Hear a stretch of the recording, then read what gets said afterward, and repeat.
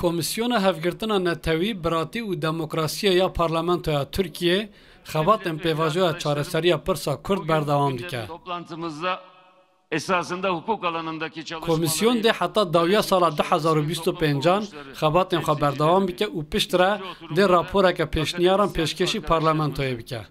Afrika'dan Avrupa'ya kadar farklı bölgelerde... Serokwekîla Koma AK Partiye ragihand ku efuya giştî û mafê hêviyê Öcalan nehatiye daxwazkirin. Lê dibe ku piştî rapora komisyonê bo gerîlayên PKK hinek serarastkirinên yasayî bênekirin. Genel af benim şahsi görüşüm olarak. Li ser efuya giştî li gor nêrîna min dê efuyeke giştî nebe. Di civîna ku ez beşdar bûm de rojeveke wiha nebû. Lê di komisyonê de çawa hat nirxandin ez wê yekê nizanim. Bila komisyon rapora xwe temam bike û em bibînin ka di encama heqas guhdarkirinan de çi pêşniyarî parlamentoyê dike.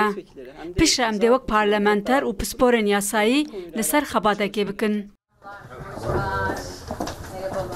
Berdevka Dem Partiye bersiva Özlem Zengin da û ragihand. Divê mafê hêviyê Öcalan bên nirxandin û mafên Kurdan bêne dayîn. Eş Genel Başkanımız çok net bir biçimde ne istediğimizi... Hevserokê me di civîna Koma parlamentoyê de bi awayekî zelal daxwazin Dem Partiyê û pîvîstiyên Tirkiye anîn ziman. Em bi salan e dibêjin, divê di serî de yasaya terorê, yasaya cezaya Türk û cezaya infazê yasayên bingehîn bêne guhertin. Her wiha nepêkane ku Özlem Xanimê mijara mafê hêviyê nebihîst dibe. Birêz Bahçelî di wanga xwe ya yekem de ji bo Birêz Öcalan got ku bila rêxistina xwe hilweşîne û eger pîvîst bike bila di binbanê parlamentoyê de mafê hêviyê were bicîkirin.